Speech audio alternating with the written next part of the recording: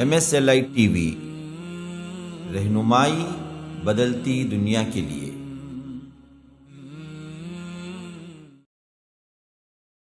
اور ان میں بھی ذکر، اور ان ذکر میں بھی خاص طور پر تکبیر، اللہ اکبر اللہ اکبر، لا الہ الا اللہ واللہ اکبر وللہ الحمد، یہ سب سے محبوب ترین ذکر ہیں ان ایام کے۔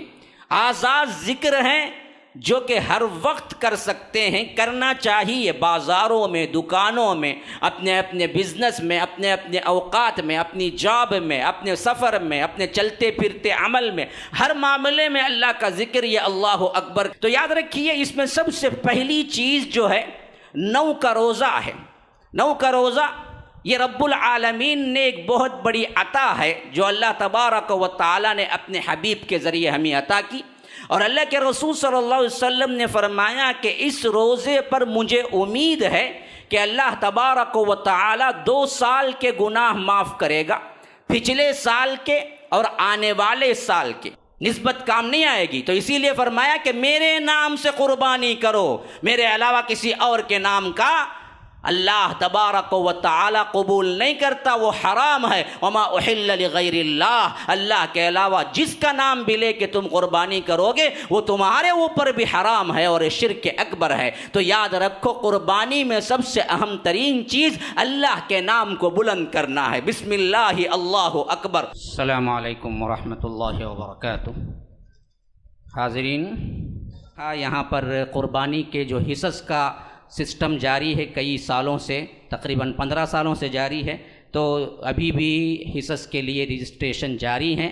جو لوگ حصہ دینا چاہتے ہیں وہ ابھی بھی دے سکتے ہیں۔ اب ہمارے پاس بہت کم ہی جانور موجود ہیں، جو لوگ جلد سے جلد حصہ دینا چاہتے ہیں دے دیں۔ قربانی کے کھال کے سلسلے میں جیسا ڈونیٹ کرتے آ رہے ہیں، مرکز السلام کو اس سال بھی آپ ڈونیٹ کریں۔ نماز عید الاضحیٰ انشاءاللہ مسجد السلام میں ٹھیک 6:40 کو ادا کی جائے گی، 6:40 کو ادا کی جائے گی۔ جزاک اللہ خیر۔ ان الحمد للہ نحمده ونستعینه ونستغفره ونؤمن به ونتوکل علیہ ونعوذ باللہ من شرور انفسنا ومن سیئات اعمالنا، من يهده الله فلا مضل له ومن يضلل فلا هادي له، وأشهد أن لا إله إلا الله وحده لا شريك له، وأشهد أن محمدًا عبده ورسوله، أما بعد، فإن خير الحديث كتاب الله، وخير الهدي هدي محمد صلى الله عليه وسلم، وشر الأمور محدثاتها وكل محدثة بدعة وكل بدعة ضلالة، وفي رواية وكل ضلالة في النار۔ فأعوذ بالله السميع العليم من الشيطان الرجيم من همزه ونفثه ونفخه، ولكل أمة جعلنا منسكا ليذكروا اسم الله على ما رزقهم من بهيمة الأنعام، فإلهكم إله واحد فله أسلموا وبشر المخبتين الذين إذا ذكر الله وجلت قلوبهم، والصابرين على ما أصابهم، والمقيم الصلاة ومما رزقناهم ينفقون، والبدن جعلناها لكم من شعائر الله لكم فيها خير، فاذكروا اسم الله عليها صواف، فإذا وجبت جنوبها فكلوا منها وأطعموا القانع والمعتر، كذلك سخرناها لكم لعلكم تشكرون۔ لن ينال الله لحومها ولا دماؤها ولكن يناله التقوى منكم، كذلك سخرها لكم لتكبروا الله على ما هداكم وبشر المحسنين۔ اللهم أرنا الحق حقا وارزقنا اتباعه، وأرنا الباطل باطلا وارزقنا اجتنابه، اللهم علمنا ما ينفعنا وانفعنا بما علمتنا وارزقنا علما، رب اشرح لي صدري ويسر لي أمري واحلل عقدة من لساني يفقه قولي۔ اس اللہ کے نام سے ابتدا جس کے ناموں کی کوئی انتہا ہی نہیں۔ وَلَوْ أَنَّ مَا فِي الْأَرْضِ مِن شَجَرَةٍ أَقْلَامٌ وَالْبَحْرُ يَمُدُّهُ مِن بَعْدِهِ سَبْعَةُ أَبْحُرٍ مَا نَفِدَتْ كَلِمَاتُ اللَّهِ۔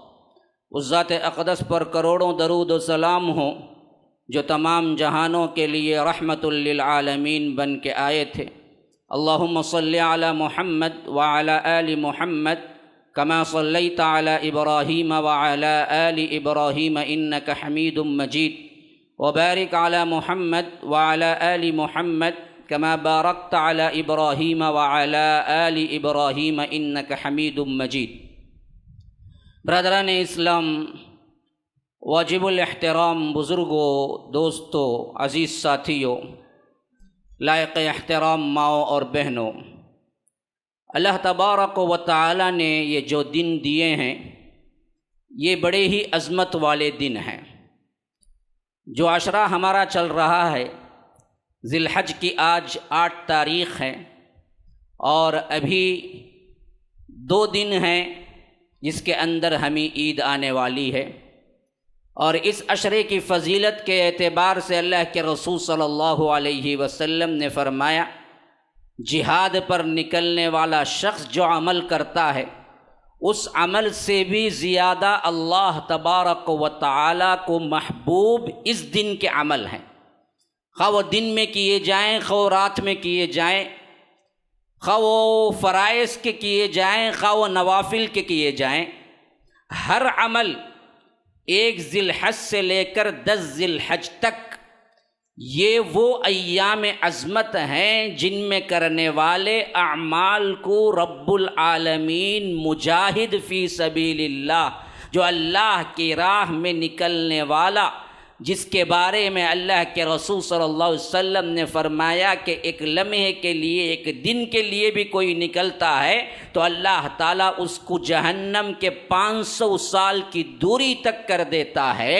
یہ ایک لمحے کے لیے نکلنے والے جہاد فی سبیل اللہ کی عظمت ہے، لیکن ان ایام میں عبادت کرنا اس سے بھی فضیلت والا عمل ہے، خواہ وہ نفل ہو خواہ وہ فرائض ہوں، اور ان میں بھی ذکر، اور ان ذکر میں بھی خاص طور پر تکبیر، اللہ اکبر اللہ اکبر، لا الہ الا اللہ واللہ اکبر وللہ الحمد، یہ سب سے محبوب ترین ذکر ہیں ان ایام کے۔ آزاد ذکر ہیں جو کہ ہر وقت کر سکتے ہیں، کرنا چاہیے، بازاروں میں، دکانوں میں، اپنے اپنے بزنس میں، اپنے اپنے اوقات میں، اپنی جاب میں، اپنے سفر میں، اپنے چلتے پھرتے عمل میں، ہر معاملے میں اللہ کا ذکر، یہ اللہ اکبر کرتے رہنا چاہیے، 1 سے لے کر ذی الحج کے 10ویں تاریخ تک۔ لیکن مقید ذکر ہیں جو کہ ایام تشریق کے اندر آتے ہیں، عرفہ کے وقت سے لے کر، یعنی کل ہفتے کی فجر سے لے کر 10، 11، 12، 13 کی عصر تک، ہر نماز کے بعد امام کے ساتھ، امام کہے پھر اس کے بعد مقتدی کہیں، اس کا تصور حدیث میں نہیں ملتا جو عام طور پر بنا لیا گیا ہے۔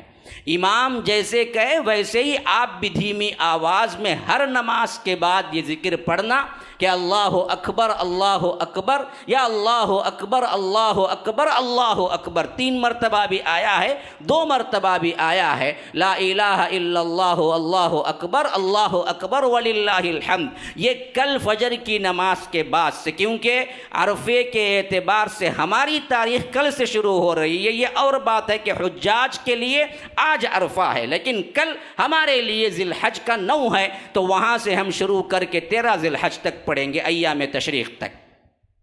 یہ رب العالمین کی عطا ہے کہ اللہ تعالیٰ نے ہماری زندگیوں تو یہاں تک پہنچایا، رمضان المبارک کے بعد پھر 10 ذی الحج تک بھی ہم کو پہنچایا، جس کی قسمیں رب العالمین نے کھائی ہیں کہ والفجر ولیال عشر۔ یہاں پر متفقہ طور پر مفسرین کا اتفاق ہے کہ ولیال عشر میں 10 راتوں کی قسم کھائی ہے، اور فجر میں عید الاضحیٰ کے فجر کی قسم کھائی ہے۔ یا رب، والشفع والوتر، طاق اور جفت کی، اس میں بھی علماء کا اتفاق ہے ایک حد تک۔ طاق کی قسم 9 ذی الحج یعنی عرفے کا قسم کھائی ہے اللہ نے، اور جفت کا عید الاضحیٰ کی قسم کھائی ہے جو 10 ہوتا ہے۔ والشفع والوتر۔ تو یاد رکھیے یہ بڑی عظمت والے دن گزر رہے ہیں۔ اب کیونکہ عید بہت قریب ہے، کل عرفے کا روزہ رکھیں گے، پھر اس کے بعد 10 ذی الحج ہماری عید ہے۔ اس سلسلے میں نے مناسب سمجھا کہ عید الاضحیٰ کے چند اہم ترین پوائنٹس اس جمعے میں آپ کو دے دیا جائے تاکہ آپ صحیح طور پر کتاب و سنت کے مطابق عید کو سیلیبریٹ کریں، منائیں۔ عید کے اندر غلطیاں نہ ہوں، خوشی میں آ کر کوئی ایسا نہ کر بیٹھے جو رب العالمین کو اس خوشی کے دن ناراض کر بیٹھے، یا نامعلوم ہونے کی بنا پر عید کے اندر جو ثواب آپ حاصل کر سکتے ہیں اسے کھو بیٹھے۔ تو یاد رکھیے اس میں سب سے پہلی چیز جو ہے 9 کا روزہ ہے۔ 9 کا روزہ یہ رب العالمین نے ایک بہت بڑی عطا ہے جو اللہ تبارک و تعالی نے اپنے حبیب کے ذریعے ہمیں عطا کی، اور اللہ کے رسول صلی اللہ علیہ وسلم نے فرمایا کہ اس روزے پر مجھے امید ہے کہ اللہ تبارک و تعالی 2 سال کے گناہ معاف کرے گا، پچھلے سال کے اور آنے والے سال کے۔ ایک روزہ یہی عاشورے کے روزے کے متعلق اللہ کے رسول صلی اللہ علیہ وسلم نے فرمایا کہ مجھے امید ہے کہ اللہ 1 سال کے روزے یعنی 1 سال کا کیا ہے ثواب دے گا۔ حالانکہ وہاں 2 روزے ہیں، 9 10 یا 10 11، یہ رکھنا مستحب ہے عاشورہ میں، لیکن یہاں صرف ایک ہی روزہ ہے، عرفے کا روزہ۔ جو بھی اعمال آپ کرتے ہوں اس اعتبار سے اگلا اور پچھلا سال اللہ تبارک و تعالی اس کے گناہ معاف کر دے گا۔ تو اس سلسلے میں بعضوں کو وہم ہوا یا بعض غلط فہمی کا شکار ہیں۔ 2 طرح کی غلط فہمیاں ہیں، جب میں دور کر دوں گا تو پھر میں آگے چلوں گا، کیونکہ انسان کو عبادت کرتے وقت اطمینان ہونا چاہیے اور اس کو شبہ نہ ہونا چاہیے۔ جو شبہات آج کے ماحول میں کھڑے کر دیے گئے ہیں یہ تھوڑا سا عمیق اور گہرے ہیں، لیکن میں اس واسطے چاہتا ہوں کہ انسان جب عمل کرے تو اطمینان کے ساتھ کرے۔ ایک تو یہ ہے کہ عرفہ کس دن ہو، ہم اپنی آنکھوں سے دیکھتے ہیں سعودی عربیہ میں یا ٹی وی کے ذریعے آج عرفہ ہے اور آپ مولوی صاحب کہتے ہیں کہ کل عرفہ ہے۔ تو یاد رکھیے عرفہ اصل میں سعودیہ کا دیکھ کر فالو کرنے کا حکم نہیں ہے، عرفہ ہے 9 ذی الحج کو۔ 9 ذی الحج کی تاریخ عرفہ بنتی ہے، اور یہ تاریخ جہاں جب بھی آئے گی اسی تاریخ سے روزہ رکھا جائے گا۔ سعودیہ کا فالو کرنے کا ہم کو نہ حکم ہے نہ شریعت ہم کو اس کا مکلف کرتی ہے۔ اگر ولو بالفرض حکومت اگر کرتی بھی، شریعت نہیں حکومت اگر اعلان کرتی بھی، تبھی تو ہم ایک طرح پر کہہ سکتے تھے کہ انہوں نے ہم سب کے لیے اعلان کیا ہے۔ حالانکہ سعودی گورنمنٹ اور حکومت بھی یہ نہیں کرتی، بلکہ وہ کہتی ہے کہ ہمارے کیلنڈر کے اعتبار سے آج دراصل عرفہ ہے، ان کا کیلنڈر ہجری کے اعتبار سے جیسے چاند کے طلوع ہونے کے اوقات مختلف ہیں، ویسے ہی ہر ایک سٹی یا ہر ایک شہر کے اعتبار سے مطالعے الگ الگ ہو سکتے ہیں۔ بعینی ہی اسی طرح سمجھیے جس طرح سورج کے اوقات مختلف ہوتے ہیں ویسے ہی چاند کے اوقات بھی مختلف ہوتے ہیں۔ اس میں علماء کا، سائنس کا سب کا اتفاق ہے، اس میں کوئی دو رائے نہیں، سوائے بے عقل اور بے وقوف انسانی کہے گا کہ دونوں میں اتفاق ہے۔ چاند کے نکلنے کے اوقات بھی مختلف ہیں، بعینی ہی اسی طرح جس طرح سورج کے ٹائمنگ میں اختلاف ہوتا ہے۔ ظہر کا وقت شروع ہوتا ہے عرب میں کسی اور وقت میں اور ہمارے لیے کسی اور وقت میں۔ جب وہاں وقت ظہر ہے ہم ظہر کی نماز ادا نہیں کر سکتے، جبکہ کیا ہے یہ بات سب مانتے ہیں۔ تو سورج کے طلوع ہونے میں اختلاف، ٹائمنگ کا 2.5 گھنٹے کا فرق ہے، تو یاد رکھو چاند کے طلوع ہونے میں بھی اختلاف ہے، اور یہ سائنٹیفک لحاظ سے کبھی ممکن ہی نہیں ہے کہ پوری دنیا ایک وقت میں رکھ لے، کیونکہ عرفے کا جو دن گزرے گا اس وقت تو امریکہ میں رات ہوگی، تو رات میں تو روزہ نہیں ہے۔ تو اگر آپ ایک وقت میں سب روزہ رکھنے کا نعرہ لگائیں گے تو یہ ممکن ہی نہیں ہے۔ خود ہمارے اعتبار سے بھی ہمارا آدھا دن گزرتا ہے تو ان کا عرفے کا وقت شروع ہوتا ہے، اور آپ سحری کرتے ہیں جبکہ ابھی وہ لوگ عرفے میں پہنچے ہی نہیں، تو اس حیثیت سے بھی یکسانیت آتی نہیں۔ اگر آپ یہ نعرہ لگائیں کہ یکساں کریں تبھی بھی یکسانیت آتی ہی نہیں ہے، کیونکہ ان کا ہمارا آدھا دن گزرتا ہے تو ان کا عرفہ شروع ہوتا ہے، تو آپ آدھا دن پہلے عرفہ منا لیے تو یاد رکھیے یہ جو چیز ہے نا کہ وہاں دیکھ کے یہ چیز نہ کتاب و سنت سے میچ ہوتی ہے نہ عقل سے میچ ہوتی ہے۔ صحیح تر بات یہی ہے کہ یہاں کی تاریخ کے اعتبار سے جو 9 ذی الحج آئے گا وہ یوم عرفہ ہوگا اور اسی دن آپ روزہ رکھیں گے۔ تو ایک سوال یہ ہوتا ہے کہ 2 دن عرفہ، دیکھیے ثواب دینے والے تم نہیں ہو، ثواب دینے والا رب العالمین ہے۔ ہاں تم ہوتے تو کنجوسی کرتے، یہاں رب دینے کا وعدہ کرتا ہے تو اس کے لیے دینے میں وہ بے شمار رزق دینے والا ہے۔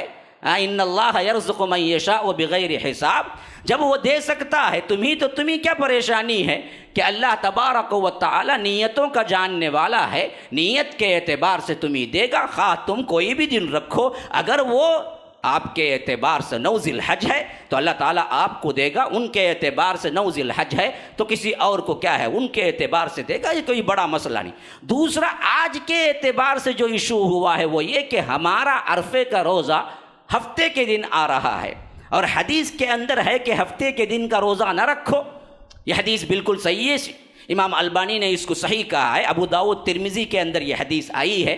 حضرت بصر جو ایک صحابی ہیں اپنی بہن سے روایت کرتے ہیں کہ اللہ کے رسول صلی اللہ علیہ وسلم نے فرمایا کہ ہفتے کے دن کا روزہ نہ رکھو، خواہ تمہیں روزہ توڑنے کے لیے کچھ نہ ملے تو کھجور کی چھال یا درخت کا کوئی ٹکڑا ہی کیا ہے چبا کر روزہ توڑ ڈالو۔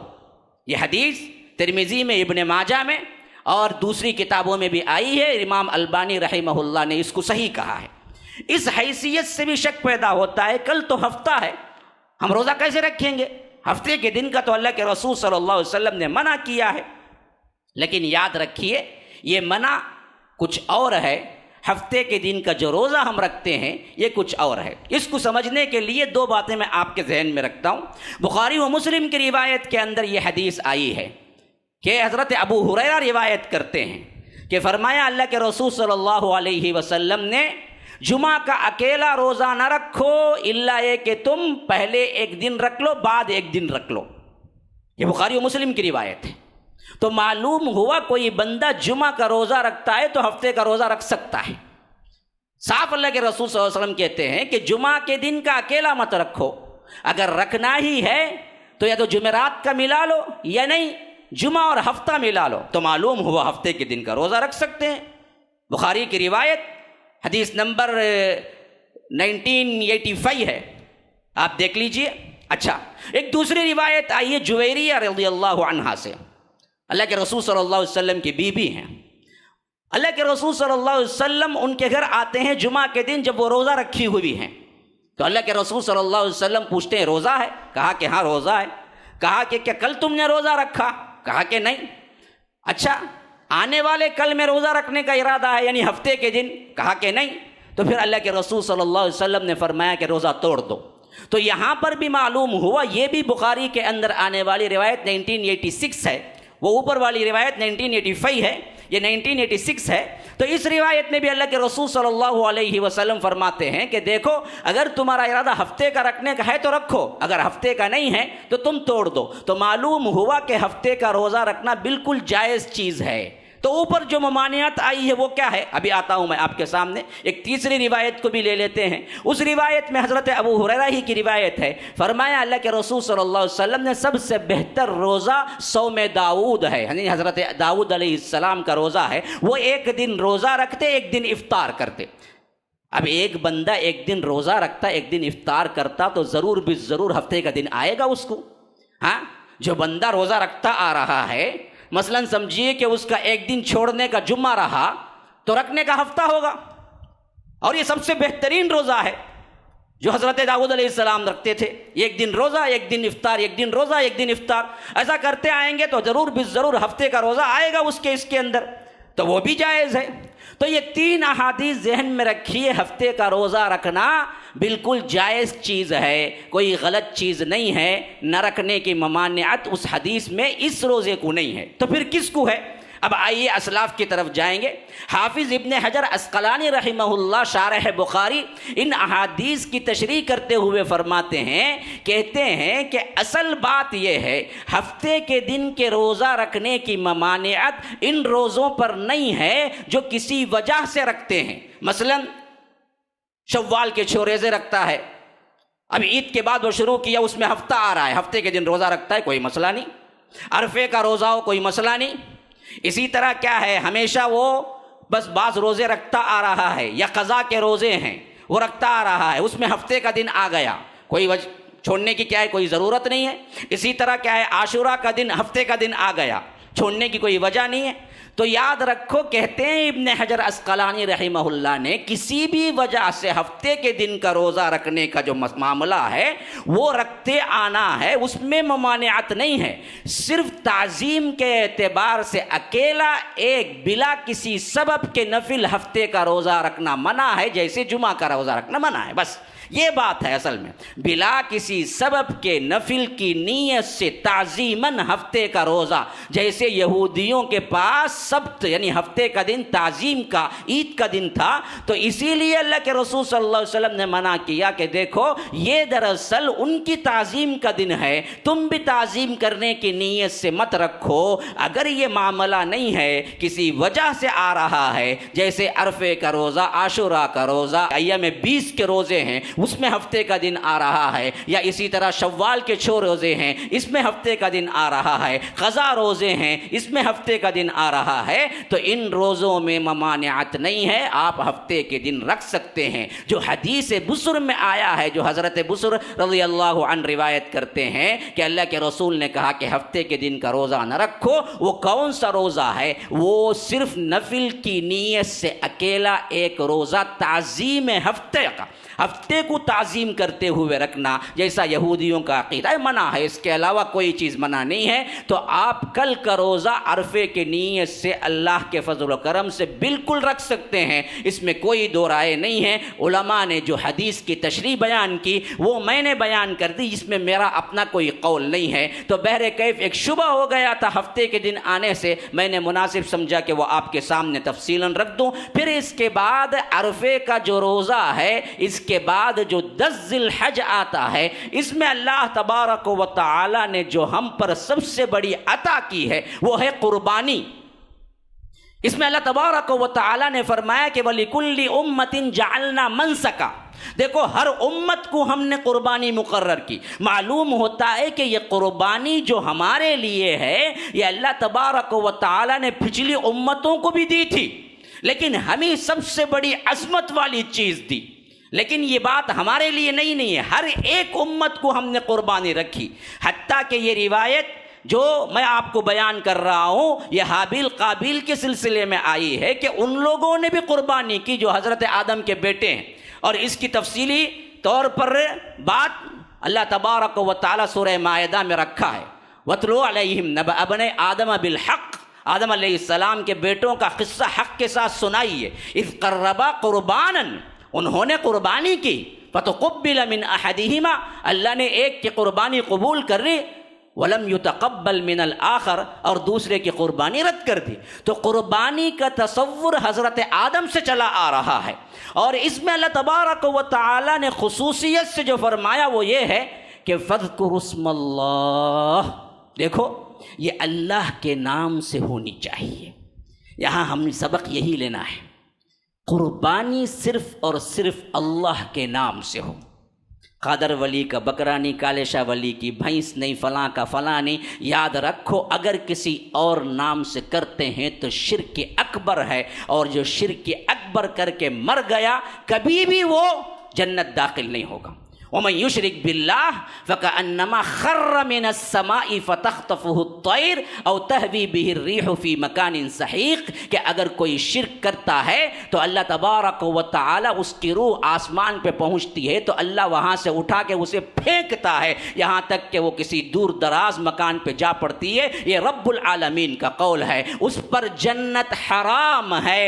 یاد رکھو، خواہ وہ ابراہیم کا باپ ہی کیوں نہ ہو، لیکن اللہ تبارک و تعالی معاف نہیں کریں گے، خواہ وہ حضرت نوح علیہ السلام کا بیٹا کیوں نہ ہو اللہ تبارک و تعالی معاف نہیں کریں گے، خواہ وہ جناب محمد الرسول اللہ صلی اللہ علیہ وسلم کے چچا کیوں نہ ہو، اگر مشرک ہوں تو اللہ تبارک و تعالی معاف نہیں کریں گے۔ یہ تمام احادیث اور قرآن کے اندر آنے والے واقعات ہیں کہ اللہ تبارک و تعالی شرک کو معاف نہیں کرتا، اس کے علاوہ ہر گناہ کو چاہو تو معاف کر سکتا ہے رب العالمین، بغیر کسی سزا کے جنت بھیج سکتا ہے۔ ہاں، جیسا کہ اللہ کے رسول صلی اللہ علیہ وسلم نے فرمایا ابو ذر غفاری کی روایت میں کہ اگر اللہ تبارک و تعالی چاہے تو ہر ایک گناہ کو معاف کر دے گا شرک کے علاوہ۔ تو ابو ذر نے حیرت سے پوچھا کہ اللہ کے رسول وَإِن زَنَا وَإِن سَرَقَ، اگر وہ زانی ہو، چوری کرنے والا چور ہو تب بھی؟ کہا کہ ہاں، اگر وہ زانی ہو، چور کرنے والا چور ہو، یاد رکھو تبھی بھی اللہ بھیجے گا۔ حضرت ابو ذر جیسے زاہد اور اللہ کے بہت متقی پرہیزگار صحابی کو یہ ہضم نہیں ہو رہا، انہوں نے 3 مرتبہ سوال کیا وَإِن زَنَا وَإِن سَرَقَ وَإِن زَنَا، اگر وہ زانی ہو، وہ چور ہو تب بھی؟ کہا کہ ہاں، ابو ذر کو کتنا ہی ناگوار کیوں نہ ہو، اگر وہ زانی ہو، وہ چوری کرنے والا چور ہو تب بھی ضرور ایک نہ ایک دن جنت جائے گا اپنی سزا پا کے، لیکن مشرک نہیں جائے گا۔ وہ اللہ کے رسول صلی اللہ علیہ وسلم کا چچا ہی کیوں نہ ہو، نسبت کام نہیں آئے گی۔ تو اسی لیے فرمایا کہ میرے نام سے قربانی کرو، میرے علاوہ کسی اور کے نام کا اللہ تبارک و تعالی قبول نہیں کرتا، وہ حرام ہے۔ وما احل لغیر اللہ، اللہ کے علاوہ جس کا نام بھی لے کے تم قربانی کرو گے وہ تمہارے اوپر بھی حرام ہے اور شرک اکبر ہے۔ تو یاد رکھو قربانی میں سب سے اہم ترین چیز اللہ کے نام کو بلند کرنا ہے، بسم اللہ اللہ اکبر۔ پھر اس کے بعد جتنی دعائیں ہیں وہ سب کے سب مستحب ہیں، آپ نیت کر لیے یا پڑھ لیے یا دل میں سوچ لیے بس کافی ہے۔ بعض لوگ بڑی پریشان ہوتے ہیں کہ قربانی کیسے کریں کہ ہمیں وہ دعائیں یاد نہیں ہیں۔ دعائیں یاد رکھنا نہیں رکھنا کوئی بڑا مسئلہ نہیں ہے، بسم اللہ اللہ اکبر کہہ کے ذبح کرنا یہ دراصل سب سے زیادہ ضروری ہے۔ اس کے علاوہ انی وجہت ہو، اس کے علاوہ اے اللہ یہ میری طرف سے، میرے گھر والوں کی طرف سے، اے اللہ میرے گھر والوں میں زندہ جو لوگ ہیں، ان کے جو لوگ مر چکے ہیں ان سب کی طرف سے، یہ سب نیتیں بزبان یا آ کر دل سے کر لیں تو بس کافی ہے۔ وہاں کھڑے ہو کر چٹھی لے کر لمبی ایک تقریر کرنا ضروری نہیں ہے، جیسا کہ بعض لوگوں نے بنا لیا ہے کہ مولوی صاحب کو بلاؤ، ان کو بلاؤ کیونکہ ذبح کرنا ہے، ہم کو دعائیں نہیں آتی۔ کوئی ضرورت نہیں ہے، بسم اللہ اللہ اکبر کہو، ذبح کر دو، دل میں نیت کر لو کہ اے اللہ یہ میری طرف سے، پورے خاندان کی طرف سے بھی ایک کافی ہے۔ یہ بھی کہہ سکتا ہے بندہ اے اللہ یہ میری طرف سے، میرے پورے خاندان کی طرف سے۔ گھر کا بڑا اگر کر دے تو قربانی ادا ہو جاتی ہے۔ یہ بالکل غلط بات ہے کہ گھر کا ہر فرد کرنا چاہے تو کریں، کوئی مسئلہ نہیں، لیکن کرنا چاہیے یہ غلط بات ہے۔ ایک آدمی کرے گھر کا بڑا ہو اور وہ کہے کہ اللہ یہ میری طرف سے، میرے تمام گھر والوں کی طرف سے ادا ہو جاتی ہے۔ ہاں، علماء کا تو یہاں تک قول ہے کہ اگر ان گھر والوں میں 100 افراد ہی کیوں نہ ہو تبھی بھی ادا ہو جاتی ہے، کتنے بھی افراد کیوں نہ ہو ان سب کی طرف سے ادا ہو جاتی ہے۔ آپ کو صرف نیت کرنی چاہیے کہ اے اللہ یہ میرے اور میرے گھر والوں کی طرف سے ہے بس۔ اب بعض لوگ کہتے ہیں کہ میت کی طرف سے، یاد رکھو میت کی طرف سے الگ قربانی کا کوئی تصور قرآن اور حدیث میں نہیں ملتا۔ ہاں، آپ کرتے وقت شامل کر لے سکتے ہیں، اے اللہ میرے گھر والوں کی طرف سے، میری طرف سے، اور میرے گھر والوں میں جو لوگ جا چکے ہیں، جو لوگ مر چکے ہیں، جو لوگ آپ کی طرف آ چکے ہیں، اللہ ان کی بھی طرف سے، اور جو لوگ زندہ ہیں ان کو بھی طرف سے کر سکتے ہیں، جیسے اللہ کے رسول صلی اللہ علیہ وسلم کیا کرتے تھے کہ اے اللہ یہ میری طرف سے اور میرے گھر والوں کی طرف سے، یا کبھی کہتے تھے کہ اے اللہ یہ میری طرف سے اور میری امت کے ان سب لوگوں کی طرف سے جو قربانی نہیں کرتے ہیں یا قربانی کرنے کی استطاعت نہیں رکھتے ہیں، تو اس میں زندہ مردہ سب آ جاتے ہیں۔ ویسے ایک ہی قربانی میں سب کی طرف سے ہو سکتا ہے، الگ قربانی میت کے نام سے دینے کا کہیں ثبوت نہیں ملتا، کہیں بھی صحابہ کا رواج ہمیں نہیں ملتا، کہیں بھی سنت سے ثابت نہیں ہوتا۔ تو سب سے پہلے فرمایا کہ فَاذْكُرُوا اسْمَ اللَّهِ، اللہ کا نام لے کے کرو۔ دوسری بات جو میں نے آپ کو تلاوت کی ہے ان آیات کے اندر فرمایا کہ دیکھو اصل چیز اس قربانی میں دیکھنے کی یہ ہے کہ تمہارا تقوی کتنا ہے۔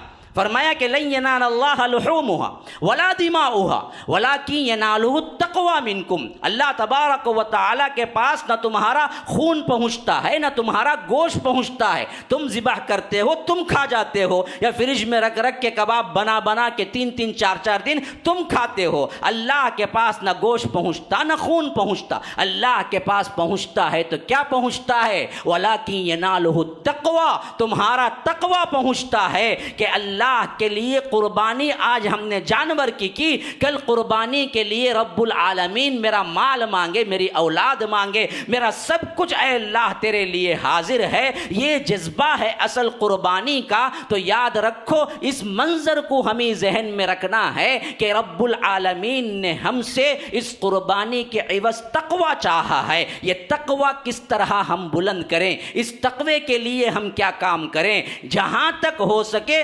قربانی کو بھی ایسے ہی ادا کریں جیسے آپ نماز تہجد کو ادا کرتے ہیں، رات میں چھپا کے رب سے گڑ گڑا کے۔ یوں سمجھو کہ اسلاف کا قول ہے کہ لوگوں سنو، تم اپنی نیکیوں کو بھی ایسے ہی چھپاؤ جیسے تم اپنے گناہ کو چھپاتے ہو، تبھی نیکیاں محفوظ رہیں گی۔ نیکیاں کر لینا بہت بڑے کمال کی چیز نہیں ہے، نیکیوں کی حفاظت کر کے ثواب تک پہنچانا بہت بڑے کمال کی چیز ہے۔ یاد رکھیے نیکیاں تو کرتے ہیں لیکن کر کے آپ اپنے نام کے لیے، اپنے نام و نمود کے لیے لوگوں کے سامنے اظہار کرتے ہوئے میں یہ کیا، میں وہ کیا، میں 20,000 کا بکرا خریدا، اتنا گوشت آیا، اتنوں کو تقسیم کیا، یہ اتنا کہتے کہتے یاد رکھو اس کے ثواب میں 1% تو کیا الٹا تمہارا عذاب مول لینے کا معاملہ ہو جاتا ہے کہ من تصدق یرائی فقد اشرک، من صام یرائی فقد اشرک۔ تو اللہ کے رسول صلی اللہ علیہ وسلم نے فرمایا کہ جو دکھاوے کے لیے روزہ رکھا اس نے شرک کیا، جو دکھاوے کے لیے صدقہ کیا اس نے شرک کیا۔ تو شرک کی منزل پہ پہنچ جاتا ہے دکھاوا۔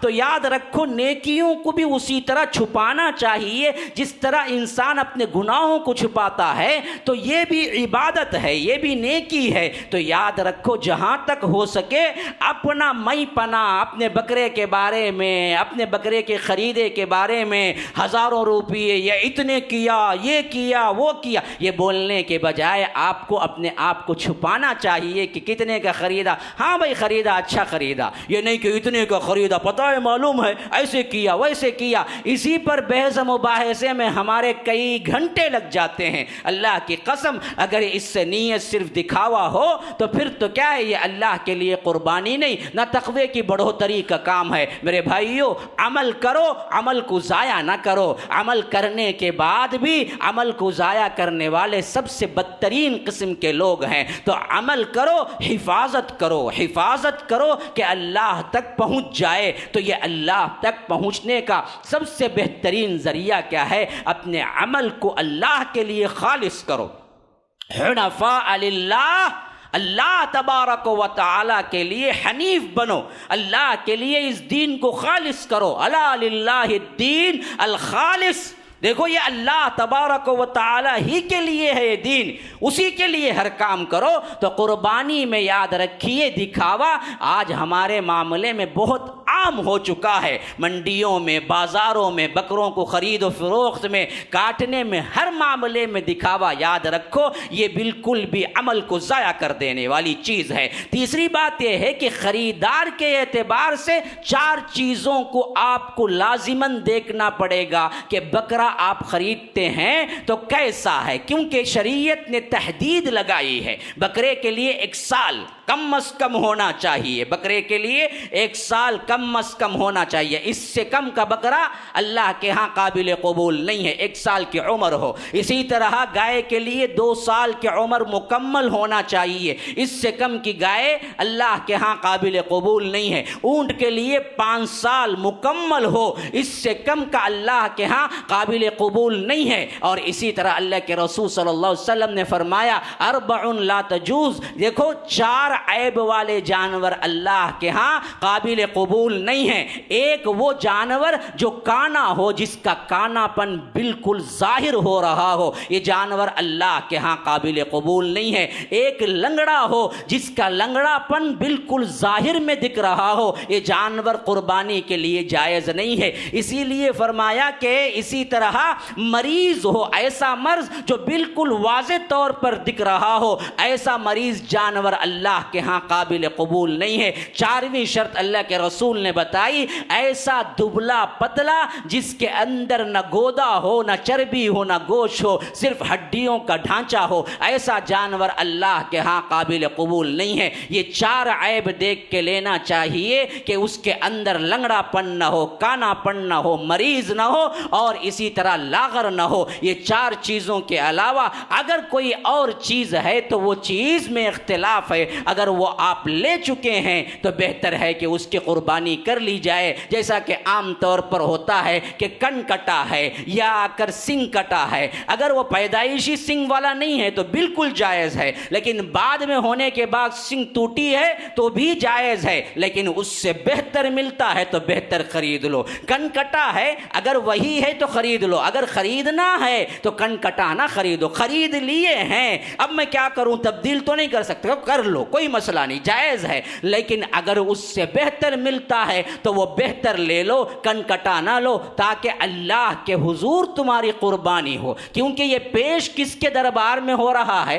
یہ رب العالمین کے دربار میں ہو رہا ہے۔ تمہارے پاس کوئی منسٹر کے پاس تحفہ دینا ہے، کوئی بڑا وزیر اعلیٰ کے پاس دینا ہے، تو تم کتنا پرکھ چھانٹ کر کے لے جاؤ گے کہ اس کے پاس دینا ہے، حالانکہ وہ ایک لمحے کو بھی نہیں دیکھتا، یوں کوئی شال اڑاتا ہے، یوں نکال کے دے دیتا ہے، کیسی شال لائی، کون سے دکان سے شال لائی، کون سے برانڈ کی لائی، وہ بھی نہیں دیکھتا۔ لیکن لوگ کرتے ہیں کہ بڑی برانڈ کی لے جائیں، شال اڑائیں تو میری کیا ہے، برانڈڈ شال ہو، حالانکہ وہ اتار کے یوں دیتا ہے، اپنے پیے کو پھینکتا جاتا ہے۔ اس کے لیے اتنا آپ دیکھتے ہیں، جہاں شہنشاہوں کا شہنشاہ رب العالمین کے پاس، اس کے دربار میں تمہاری قربانی پیش ہو رہی ہو، اور تم پیسے کے خاطر کہتے ہو کہ چلو جی یہ دراصل چلتا ہے، یہ 2000 کم میں آ رہا ہے، وہ 12000 بولتے ہیں، یہ 10,000 کا لے لیں گے۔ ارے رب کے حضور پیش کرنے کا جانور ہے تو اس کو سب سے بہترین طور پر پیش کرنے کا دیکھو، تو عیب دار ہونا نہیں چاہیے، چار عیب تو ہونے ہی نہیں چاہیے۔ بقیہ اگر ہو، اگر وہی ہے تو علماء کہتے ہیں کر لو، اگر اس کے علاوہ وہ اچھے سے اچھا خرید سکتا ہو، جتنا اچھا ہو اتنا اچھا خریدو۔ جیسا کہ اللہ کے رسول صلی اللہ علیہ وسلم کے بارے میں آتا ہے کہ اللہ کے رسول ہر سال مدینے میں 10 سال رہے، 10 سال بھی قربانی کی، اور 10 سال بھی 2 مینڈھے قربانی دیے، اور حدیث کے الفاظ ہیں کہ باقاعدہ طور پر موٹے، تازے، کالے کالے آنکھوں والے، املحین، چربی والے اور بہترین خوبصورت اللہ کے رسول صلی اللہ علیہ وسلم کے پاس لائے جاتے تھے، اور اللہ کے رسول صلی اللہ علیہ وسلم ان بکروں کو ذبح کرتے تھے۔ اور بعض روایتیں آئی ہیں کہ چتک برے بکرے تھے۔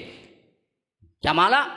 یعنی دھاری دار تھے، خالی ایک ہی رنگ کے نہیں تھے، یعنی اس کے اندر کوئی ایک لکیر تھی تو کالی تھی، ایک لکیر تھی تو سفید تھی، اس طرح دھاری دھار والے چمڑے والے بکرے دیکھنے میں بڑے خوبصورت ہوں، ان کو لایا جاتا تھا، پھر اللہ کے رسول صلی اللہ علیہ وسلم اس کو ذبح کرتے تھے۔ اور اسی طرح اماں عائشہ روایت کرتی ہیں کہ میرے سامنے اللہ کے رسول صلی اللہ علیہ وسلم نے قربانی دی، جب قربانی کا جانور آ گیا تو کہا عائشہ کسی پتھر سے چری کو اچھی طرح تیز کرو، اور ایک روایت میں دوسری جگہ فرمایا کہ لوگوں ایک جانور کو 2 مرتبہ ذبح نہ کرو۔ صحابہ نے پوچھا اللہ کے رسول 2 مرتبہ کیسا ذبح ہوگا؟ فرمایا کہ دیکھو، ایک مرتبہ تو اسے ذبح کرتے ہی ہو، لیکن ایک مرتبہ اس کے سامنے اگر تم چاقو کو تیز کرو گے تو یہ دراصل اسے اذیت دینا ہے، اس واسطے چاقو کو تیز کرو تو چھپا کے اس کے سامنے نہ۔ یہ رحمت للعالمین کی رحیمی ہے، جانوروں پر بھی رحم۔ کہا کہ اسے مرتے وقت بھی اذیت نہ دو، اس کے سامنے چھری کو تیز نہ کرو۔ اما عائشہ سے کہا کہ کسی پتھر سے اچھی طرح تیز کرو، اور اسی طرح فرمایا کہ من چاقو جو تیز نہ ہو اس کو رکھ کے اس کے گلے پہ نہ پھراؤ تاکہ اس کو تکلیف ہو۔ اسے فوری طور پر آزاد کر دو، روح الگ ہو جائے، تو اس واسطے تیز چاقو استعمال کرو۔ تو اما عائشہ سے کہا کہ اس کو تیز کرو۔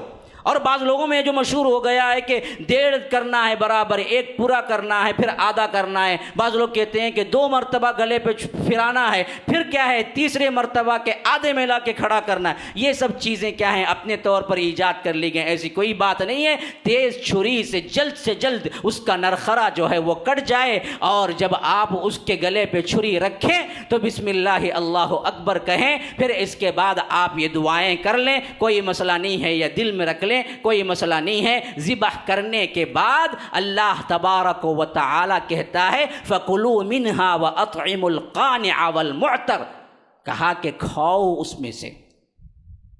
تو اسی لیے بعض علماء کہتے ہیں کہ اس قربانی سے کھانا واجب ہے، کیونکہ اللہ کہتا ہے کہ فَكُلُوا مِنْهَا، کھاؤ، تو کچھ ایک ہڈی ایک گوشت کا ٹکڑا تو کھانا چاہیے۔ بعض لوگ پرہیز کے نام پہ کچھ نہیں کھاتے، اپنی قربانی سے کچھ کھانا چاہیے، اور ان کو بھی دو جو مانگتے نہیں ہیں۔ دوسری جگہ فرمایا فَكُلُوا مِنْهَا وَأَطْعِمُوا الْبَائِسَ الْفَقِيرَ، دیکھو مانگنے والوں کو بھی کھلاؤ۔ تو 3 معاملات ہو گئے، خود کھاؤ، مانگنے والوں کو دو، نہ مانگنے والوں کو دو۔ اسی واسطے علماء کہتے ہیں کہ 3 حصے کرنا چاہیے، ایک اپنے لیے، ایک غریبوں کے لیے، ایک رشتہ داروں کے لیے۔ نہ مانگنے والے لوگ کون ہیں؟ رشتہ دار ہیں۔ اچھا، اس میں علماء کہتے ہیں کہ 2 باتیں ذہن میں رکھنا چاہیے، ایک خود کھاؤ، ایک تحفہ دو،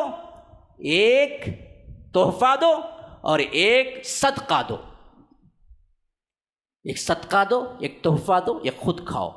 کا حصے کرو یا نہ کرو تمہاری اپنی بات ہے، لیکن یہ 3 باتیں تو کرو۔ خود کھاؤ، بات سمجھ آ رہی ہے، صدقہ دو فقیر کو، ہدیہ دو رشتہ داروں کو۔ لیکن صدقہ اور تحفہ میں فرق کیا ہے؟ علماء نے بڑی مینوٹ آپ کو بات بتائی، اللہ تعالیٰ ان کے قبروں پر کیا ہے رحمت نازل، کیسے شریعت کو سمجھایا ہے۔ دیکھیے، کہتے ہیں کہ تحفہ وہ ہوتا ہے جس میں محبت ہوتی ہے ایک دوسرے کی، جسے محبت سے دیتے ہیں وہ تحفہ ہوتا ہے، جسے ثواب کی نیت سے دیتے ہیں وہ صدقہ ہوتا ہے۔ رشتہ داروں کو آپ محبت سے دیتے ہیں، یہ تحفہ ہے۔ فقیروں کو آپ اللہ کے پاس اس کے اجر کی نیت سے دیتے ہیں تو وہ صدقہ ہے۔ تو کہا کہ اپنے گوشت میں سے صدقہ دو، اپنے گوشت میں سے تحفہ دو، اور خود کھاؤ۔ اور اسی طرح اللہ کے رسول صلی اللہ علیہ وسلم نے فرمایا کہ اس میں سے مزدوری کے لیے کوئی گوشت نہ دو، حتیٰ کہ چمڑی بھی نہ دو۔ یعنی کوئی قربانی کرنے والا قصائی ہے تو آپ اجرت کے طور پر اس کا گوشت یا اس کا چمڑا یا کوئی بھی چیز نہیں دے سکتے، اجرت الگ سے دینا ہے، کیونکہ قربانی کے جانور کا کوئی حصہ بیچنا حرام ہے۔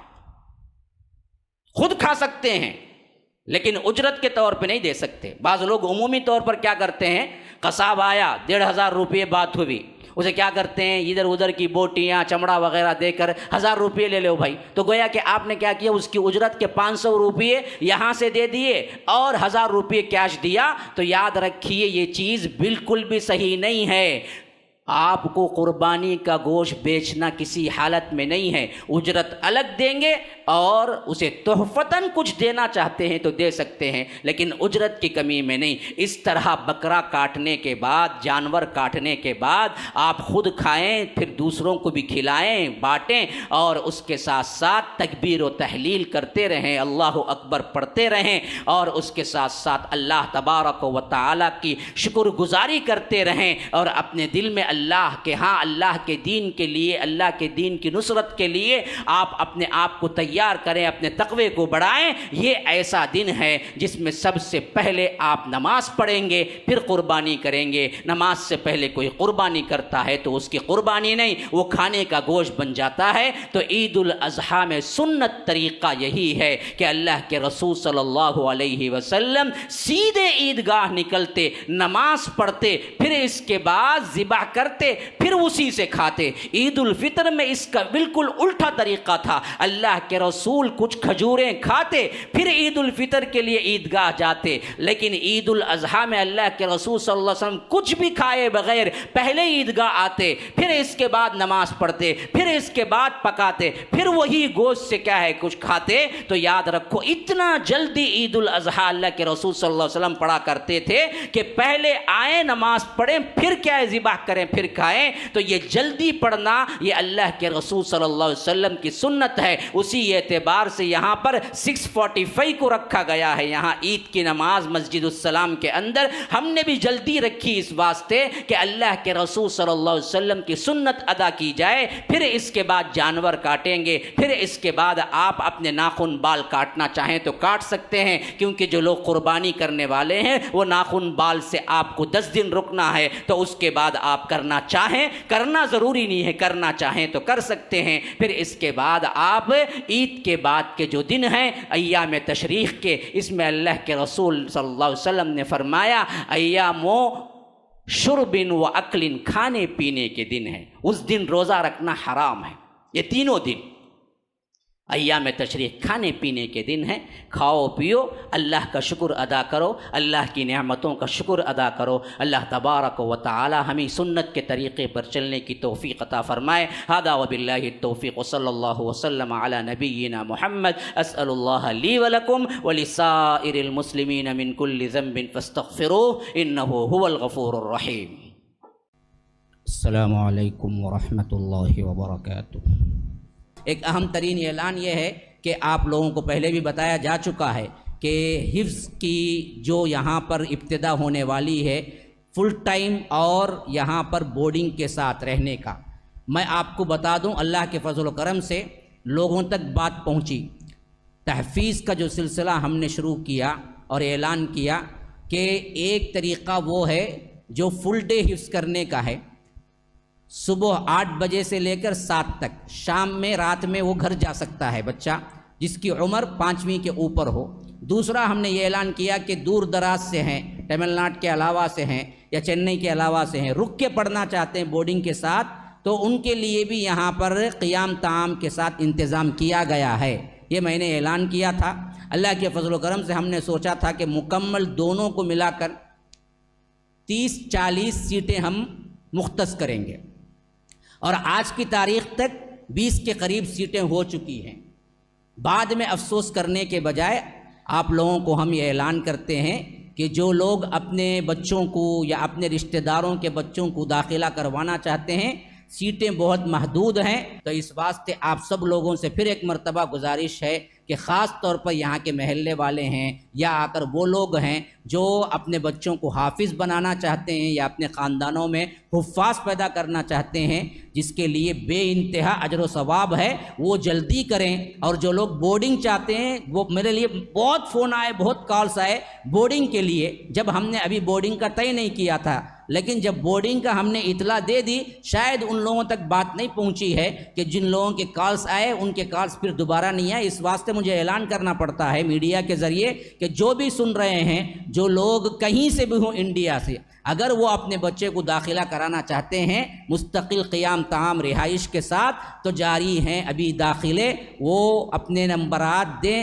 یا اپنے جو ایڈ میں ہم نے نمبر دیا ہے اس میں فون کر کے اپنے داخلے وہاں رجسٹر کروائیں اور جلد سے جلد فائدہ اٹھائیں۔ جب مکمل ہو جائے گا تو پھر تو ملنا مشکل ہے۔ سبحانک اللہم و بحمدک، اشہد ان لا الہ الا انت، استغفرک و اتوب الیک، والسلام علیکم ورحمۃ اللہ وبرکاتہ۔